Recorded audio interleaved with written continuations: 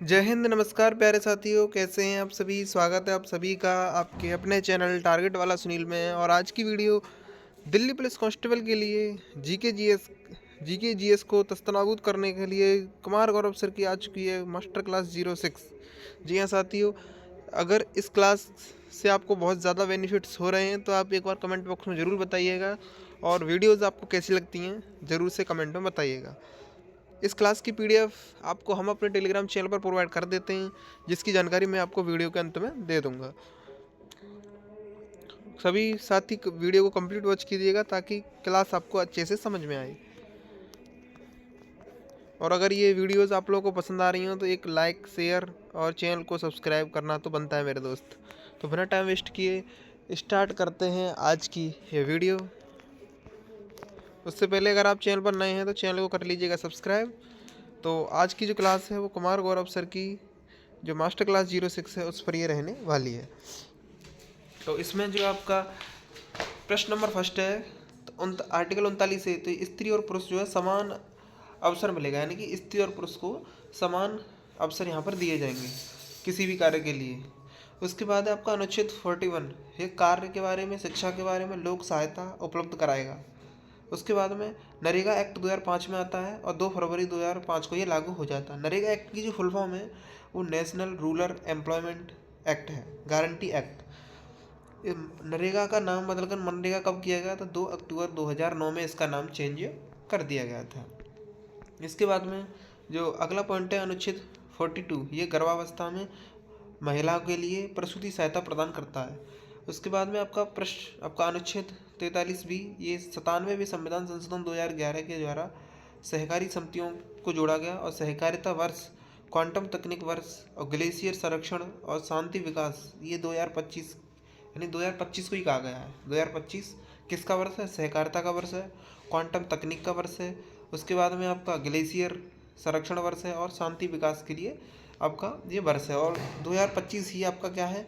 गगनयान वर्ष भी है। गगनयान वर्ष कौन सा है? तो 2025 है, ये भी आपको ध्यान में रखना है। उसके बाद में जो आपका अगला प्रश्न है, ये आपका 44वां आर्टिकल क्या कहता है? तो समान नागरिक संहिता यानी कि यूसीसी, समान प्रत्येक नागरिक के लिए समान न्याय की व्यवस्था होगी। अपनाने वाला पहला राज्य कौन सा? गोवा। और ये बिल पहली बार कहाँ पारित किया गया था? तो वो किया गया था आपका उत्तराखंड में। अगला प्रश्न और इसमें है आपका आर्टिकल नंबर 45, 6 वर्ष से कम उम्र के बच्चों की पूर्व प्रारंभिक शिक्षा होगी। और 46 में आपका यानी 46 क्या कहता है? एससी और एसटी के हितों का संरक्षण किया जाएगा।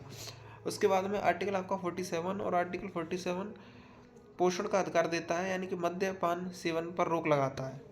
उसके बाद में आपका आर्टिकल 48 कृषि व पशुपालन के बारे में चर्चा करता है। इसी में गो और इसी आर्टिकल के तहत गोवंश वध पर रोक लगाया गया है। आर्टिकल 48 से पर्यावरण संरक्षण के लिए कार्य करता है। उसके बाद आपका आर्टिकल 49 तो ऐतिहासिक इमारतों के संरक्षण की बात करता है। उसके बाद में आपका आर्टिकल 50 और आर्टिकल जो 50 है वो कार्यपालिका व न्यायपालिका की भी शक्ति का पृथक्करण करता है। उसके बाद में जो आपका अगला आर्टिकल है आर्टिकल 51, ये अंतर्राष्ट्रीय शांति की स्थापना करता है विदेश नीति के तहत। इसके बाद में जो आपका कुछ महत्वपूर्ण नोट्स यहाँ से बन जाते हैं कि मिनर्वा मिल्स केस 1980 का है, जिसमें डीपीएसपी और मौलिक अधिकार दोनों को क्या कर दिया गया? ये एक दूसरे के पूरक हैं, ये यहाँ पर बता दिया गया, यानी कि दोनों इक्वल ही देखने को मिलते हैं। अगर बात करें आपका भाग 4A में, तो भाग 4A में क्या है मेरे भाई? भाग 4A में मौलिक कर्तव्य हैं, यानी कि मौलिक कर्तव्य यहाँ पर जोड़े गए हैं। यह मूल संविधान में नहीं थे, यानी कि मौलिक कर्तव्य है, ये मूल संविधान में नहीं थे। ये 42वीं संविधान संशोधन 1976 के द्वारा सरदार स्वर्ण सिंह समिति की सिफारिश पर जोड़े गए और उस समय 10 जोड़े गए थे। वर्तमान में टोटल कितने हैं? तो मौलिक कर्तव्य 11 हैं, और ये 11वां मौलिक कर्तव्य 86वीं संविधान संशोधन 2002 से जोड़ा गया है। उसके बाद में आते हैं आपका आर्टिकल 51A का फर्स्ट, यानी कि जो मौलिक कर्तव्य हैं उनके बारे में। तो इसमें क्या है कि राष्ट्र ध्वज का सम्मान किया जाएगा। आपका जो मौलिक कर्तव्य फर्स्ट है ये क्या कहता है? राष्ट्र ध्वज का सम्मान किया जाएगा, प्रत्येक नागरिक राष्ट्र ध्वज का सम्मान करेगा। उसके बाद स्वतंत्रता सेनानी को हृदय से संजोए रखेगा, अपने हृदय में संजोए रखेगा बहादुरी के लिए। उसके बाद में जो अगला है आपका राष्ट्र की संप्रभुता, एकता और अखंडता को बनाए रखेगा प्रत्येक नागरिक। उसके बाद में आपका राष्ट्रीय सेवा एवं राष्ट्र की सेवा में भाग लेगा, प्रत्येक डिफेंस करेगा अपने देश को, प्रत्येक नागरिक की ये जिम्मेदारी है। उसके बाद में आपका देश की समता और समान बंधुत्व को बढ़ावा देगा। उसके बाद में जो आपका आता है एफ, और एफ क्या कहता है, देश की मिश्रित संस्कृति में प्रत्येक नागरिक का योगदान होगा। उसके बाद में आपका पर्यावरण संरक्षण एवं जीव दया के प्रति कार्य करेगा प्रत्येक नागरिक। उसके बाद में आपका जो अगला पॉइंट है, वैज्ञानिक दृष्टिकोण को बनाए रखेंगे। उसके बाद में जो आपका नेक्स्ट आता है उसमें क्या है, तो वह सार्वजनिक संपत्ति की सुरक्षा करेगा प्रत्येक नागरिक की जिम्मेदारी है कि वो सरकार की इनकी अपने देश की जो सार्वजनिक संपत्ति है उसकी सुरक्षा करे। उसके बाद में सामूहिक गतिविधि, देश की उत्कर्ष के लिए सामूहिक प्रयास करेगा, किसी भी कार्य के लिए देश का साथ देगा। उसके बाद में शिक्षा का अधिकार प्रत्येक नागरिक को, और ये जोड़ा गया था लास्ट में। ठीक है, अब आपका अगला पॉइंट आता है, ये आपका भाग 5। सबसे बड़ा भाग है ये भाग 5। इसमें 52 से लेके 151 तक है, और ये संघ से रिलेटेड है, यानी कि सेंट्रल। किससे रिलेटेड है, ये सेंट्रल गवर्नमेंट यानी जो सेंट्रल है केंद्र से रिलेटेड है। इसमें टोटल आर्टिकल कितने हैं, तो 180 इसमें आर्टिकल जुड़े हुए हैं। सॉरी 180 नहीं, यहाँ पर आपका 100 आर्टिकल हैं। कितने, 100। इसके बाद है आपका अगला प्रश्न, और अगला प्रश्न क्या कहता है यहाँ से देख लेते हैं अगला प्रश्न। और अगला प्रश्न है आपका अनुच्छेद 52, यानी कि ये कहता है कि भारत का एक राष्ट्रपति होगा। आर्टिकल 53 क्या कहता है, राष्ट्रपति कार्यपालिका की शक्ति कहाँ किस में निहित होंगी, तो ये कार्यपालिका की जो शक्ति हैं वो राष्ट्रपति में निहित होंगी। उसके बाद है आपका आर्टिकल 54, और आर्टिकल 54 क्या कहता है, चुनाव में कौन भाग लेगा, तो आर्टिकल 54 कहता है कि राष्ट्रपति के चुनाव का निर्वाचक मंडल और निर्वाचक। तो इसमें क्या है, निर्वाचक मंडल में निर्वाचित सदस्य होंगे एमपी, निर्वाचित एमएलपी होंगे, निर्वाचित एमएलए होंगे। और ये 70वें संविधान संशोधन के तहत आया कि दिल्ली और पुदुचेरी के भी सदस्य शामिल होंगे इसमें, निर्वाचित सदस्य। उसके बाद में आता है आपका आर्टिकल 55, और आर्टिकल 55 क्या कहता है कि निर्वाचन विधि अप्रत्यक्ष रूप से होगा ये, और एकल संक्रमणीय मत पद्धति के द्वारा ये आपका ऑर्गेनाइज कराया जाएगा। उसके बाद में आर्टिकल 56 कार्यकाल की बात करता है, राष्ट्रपति का कार्यकाल। उसके बाद में आर्टिकल 57 राष्ट्रपति के पुनर्निर्वाचन की बात होगी। उसके बाद में जो आपका आर्टिकल 58 है वो योग्यता होगी कि राष्ट्रपति की योग्यता, और 35 वर्ष की आयु से ऊपर के लोग क्या बनेंगे, राष्ट्रपति के पद के हकदार होंगे। उसके बाद में जो आर्टिकल 60 है वो शपथ से रिलेटेड है, और एससी मुख्य न्यायाधीश शपथ दिलाएंगे, यानी कि सुप्रीम कोर्ट के जो चीफ जस्टिस हैं वो क्या दिलाएंगे, शपथ दिलाएंगे इनको। उसके बाद में आर्टिकल 61 क्या कहता है, महाभियोग लगाया जाएगा किसके आधार पर, जब राष्ट्रपति संविधान का अतिक्रमण करेगा, उसका दुरुपयोग करेगा, तो क्या होगा, आर्टिकल 61 के तहत लगा दिया जाएगा महाभियोग। और महाभियोग की प्रक्रिया ली कहाँ से है, तो महाभियोग की प्रक्रिया हमने कहाँ से ली है, यूएसए से लिया, ये आपको ध्यान में रखना है। तो राष्ट्रपति के लिए और जो जितने भी पद हैं उनके लिए जो मिनिमम एज क्राइटेरिया है वो क्या है, तो एक बार यहाँ से देख लेते हैं।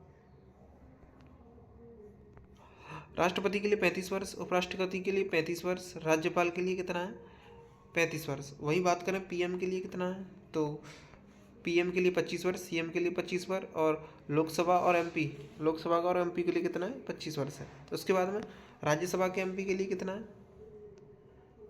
यानी कि आपका जो राज्यसभा है उनके लिए कितना है, तो 30 वर्ष। एमएलए के लिए 25 वर्ष, एमएलसी के लिए 30 वर्ष, और स्थानीय निकाय के लिए 21 वर्ष की मिनिमम आयु रखी गई है। अगर बात करें इसमें वोट करने का अधिकार के मामले में 18 वर्ष है इस समय वर्तमान में, ये 21 से 18 कर दी गई। पहले कितनी थी, तो 21 वर्ष थी वोट डालने का अधिकार, अब कितना, 18 वर्ष पर वोट डालने का अधिकार हो जाता है प्रत्येक भारतीय नागरिक को। तो ये आपका 61वें संविधान संशोधन 1989 के द्वारा जो वोट डालने का जो वर्ष है वो 21 से 18 कर दी गई थी। इसके बाद में जो आपका अगला पॉइंट आता है, यहाँ से अगला पॉइंट क्या बनता है, तो आर्टिकल 63 क्या कहता है, भारत का एक उपराष्ट्रपति होगा, और भारत का जो उपराष्ट्रपति होगा उस उपराष्ट्रपति जो है राज्यसभा का पदेन सभापति होगा, ये कहता है आपका आर्टिकल 64। आर्टिकल 64 के बाद में आपका आर्टिकल 66 क्या कहता है, तो आर्टिकल 66 कहता है कि निर्वाचन कैसा होगा, अप्रत्यक्ष रूप से होगा, यानी संसद के सभी जो सदस्य हैं, मेंबर ऑफ पार्लियामेंट है, वो सभी के सभी इसका निर्वाचन यहाँ पर कर देंगे। उसके बाद में जो आपका नेक्स्ट पॉइंट यहाँ से बनता है, तो 67 क्या है, पद त्याग की बात की गई है, उपराष्ट्रपति के पद के त्याग की बात यहाँ पर की गई है। उसके बाद में जो आपका आर्टिकल 69 है, ये शपथ की बात की है, भारत के राष्ट्रपति के द्वारा उपराष्ट्रपति को शपथ दिलाई जाएगी। उसके बाद में आपका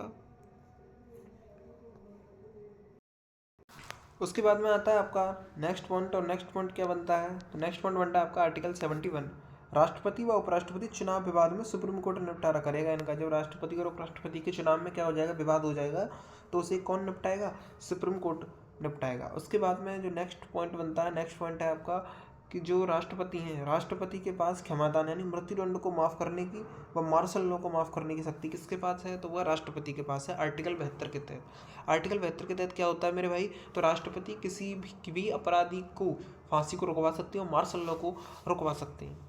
उसके बाद में जो अगला, उसके बाद में जो नेक्स्ट पॉइंट बनता है वो है आपका आर्टिकल 74। आर्टिकल 74 क्या कहता है कि राष्ट्रपति को सलाह देने के लिए एक मंत्रिपरिषद होगी और इनके प्रमुख कौन होंगे, पीएम होंगे। यानी कि आर्टिकल 74 क्या कहता है कि राष्ट्रपति की सलाह के लिए एक मंत्रिपरिषद होगी और उस मंत्रिपरिषद के जो हेड होंगे वो कौन होंगे, पीएम होंगे।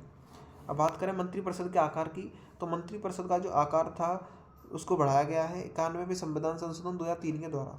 लोकसभा की कुल संख्या का 15% इसमें मंत्री होंगे और दिल्ली विधानसभा के 10% लोग इसमें शामिल होंगे लोकसभा में, यानी मंत्रिपरिषद में।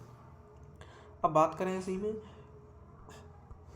कि जो आर्टिकल 75 है उसमें 75(2) में क्या है, तो मंत्री व्यक्तिगत रूप से राष्ट्रपति के प्रति उत्तरदायी होगा। जो मंत्री हैं वो राष्ट्रपति के प्रति उत्तरदायी होंगे। और 75(3) में क्या है, मंत्रिपरिषद जो है सामूहिक रूप से लोकसभा के प्रति उत्तरदायी होगी। आर्टिकल 76, और आर्टिकल 76 जो है भारत के महान्यायवादी की बात करती है। भारत का सबसे बड़ा वकील होता है, सबसे बड़ा विधि अधिकारी ये होता है। राष्ट्रपति के प्रसाद पर्यंत ये रहता है, नहीं जब तक राष्ट्रपति चाहेंगे तब तक महान्यायवादी रहेंगे और उसके बाद में हटा सकते हैं राष्ट्रपति।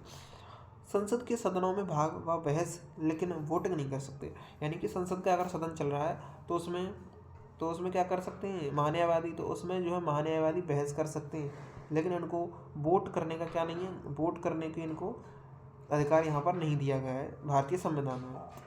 उसके बाद में जो नेक्स्ट पॉइंट है, और नेक्स्ट पॉइंट क्या बनता है, तो यहाँ से बनता है भारत के पहले महान्यायवादी कौन थे, तो MC सीतलवाड़ थे। और वर्तमान में कौन है, तो R वेंकटरमणी भारत के वर्तमान के महान्यायवादी हैं आर्टिकल 76 के अकॉर्डिंग। अब बात कर लेते हैं कुछ महत्वपूर्ण आर्टिकल्स की, और उन आर्टिकल्स में संसद आर्टिकल 79 में है। अनुच्छेद इसमें 3 अंग हैं, राज्यसभा, लोकसभा, राष्ट्रपति। इसमें सदन 2 है, राज्यसभा और लोकसभा। उसके बाद में राज्यसभा किस में आता है, तो राज्यसभा आता है आपका आर्टिकल 80 में, राज्यसभा, और ये उच्च सदन है। उसके बाद में लोकसभा आर्टिकल 81, ये निम्न सदन देखने को मिलता है।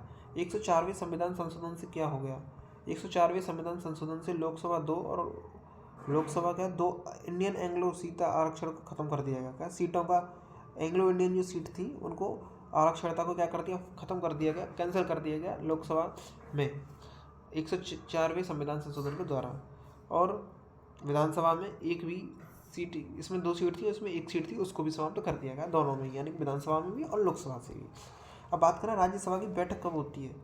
राज्यसभा की जो बैठक होती है वो 13 मई 1952 को हुई थी पहली बैठक, और लोकसभा की भी पहली बैठक कब हुई थी, 13 मई 1952 को ही हुई थी। अब बात करें आपका आर्टिकल और आर्टिकल 85, इसमें सदन को शुरू व समाप्त करने का, यानी कि शुरू को सत्राहुत कहा जाता है और समाप्त को क्या कहा जाता है, इसमें सत्रावसान कहा जाता है। और इसको कौन करता है, राष्ट्रपति इसको करते हैं, यानी कि इसकी शक्ति किसके पास है, राष्ट्रपति के पास है। तो सदन को स्थगित करने की पावर सदन के अध्यक्ष के पास होती है। अब बात करें इसी में, यानी कि शुरू सदन इस यहाँ पर जो दिया गया है आर्टिकल 85 में कि जो सदन को शुरू व समाप्त कौन करता है, राष्ट्रपति। और इस सदन को स्थगित कौन कर सकता है, तो स्थगित यानी बीच में रोक सकता है, तो सदन के जो अध्यक्ष है वो इसको रोक सकते हैं बीच में। यहाँ से आर्टिकल 87, और आर्टिकल 87 क्या कहता है, आर्टिकल 87 कहता है कि राष्ट्रपति का विशेष अभिभाषण होगा 2 बार नई लोकसभा में वर्ष के एक फर्स्ट सत्र में होगा। एक बार तो वर्ष के पहले सत्र में होगा और 2 बार अभिभाषण दे सकता है राष्ट्रपति। उसके बाद में आर्टिकल 93, और आर्टिकल 93 क्या कहता है, यानी 96 लोकसभा स्पीकर के बारे में बताया गया है। प्रथम लोकसभा स्पीकर कौन थे, जीवी मावलंकर। प्रथम महिला कौन थी, मीरा कुमार। और वर्तमान में कौन है, ओम बिरला, इनके जो है लोकसभा के कौन है, तो लोकसभा के ये स्पीकर है। उसके बाद आता है आपका आर्टिकल 105, सांसद की बात करेगा और विशेषाधिकार प्राप्त है सांसद को। उसके बाद में 108 में संयुक्त बैठक का प्रावधान है। इसमें धन विधेयक व संविधान संशोधन विधेयक पर बैठक नहीं होती, और इसमें अध्यक्ष हो रहा है लोकसभा स्पीकर, इसका अध्यक्ष होता है। उपराष्ट्रपति इसमें भाग नहीं लेता है संयुक्त बैठक में। लोकसभा स्पीकर डिप्टी स्पीकर को बोलते, लोकसभा स्पीकर ना हो तो फिर कौन करेगा, डिप्टी स्पीकर करेगा। राज्यसभा के उपसभापति करेंगे अगर डिप्टी स्पीकर भी नहीं होगा तो इसकी बैठक को। अब तक 3 बार आयोजित हो चुकी है। राष्ट्रपति इसको बुलाता है, यानी कि जो आपका संयुक्त बैठक बुलाने का शक्ति किसके पास है, तो वो है आपका राष्ट्रपति के पास। आर्टिकल 110 क्या कहता है, तो आर्टिकल जो 110 है वो धन विधेयक से संबंधित है, यानी कोई भी बिल, मनी बिल है, यह लोकसभा स्पीकर तय करेगा। उसके बाद में आर्टिकल 111 है, और राष्ट्रपति जो है आपका विधेयकों पर अनुमति देता है, साइन या रिजेक्ट करने, पुनर्वचन करने या पॉकेट वीटो भी कर सकते हैं कौन, राष्ट्रपति। ज्ञानी जैल सिंह ने पॉकेट वीटो जारी किया था, यानी कि कौन से राष्ट्रपति थे जिन्होंने पॉकेट वीटो जारी किया, तो वो है आपके ज्ञानी जैल सिंह। तो आज की क्लास समाप्त होती है यहाँ पर। ये थी आपकी मास्टर क्लास, क्या थी मेरे भाई, ये थी आपकी मास्टर क्लास 06। और इस क्लास की PDF के लिए आप जुड़ सकते हैं हमारे टेलीग्राम चैनल से। टेलीग्राम चैनल का लिंक मैंने वीडियो के डिस्क्रिप्शन बॉक्स में दे दिया है, तो वहाँ से आप इसको ज्वाइन कर सकते हैं। टारगेट वाला सुनील नाम से अगर आप टेलीग्राम पर जाएंगे, वहाँ पर अगर आप ज्वाइन करेंगे तो आपको मिल जाएगा टेलीग्राम, आप बिना टाइम वेस्ट किए वहाँ पर आप ज्वाइन कर सकते हैं। वीडियो कैसी लगी एक बार ज़रूर बताइएगा। वीडियो को अगर अभी तक लाइक नहीं किया तो लाइक कर दीजिएगा, चैनल को कर लीजिएगा सब्सक्राइब। मिलते हैं ऐसी ही नेक्स्ट वीडियो के साथ में, तब तक के लिए टाटा बाय बाय, जय हिंद, जय भारत।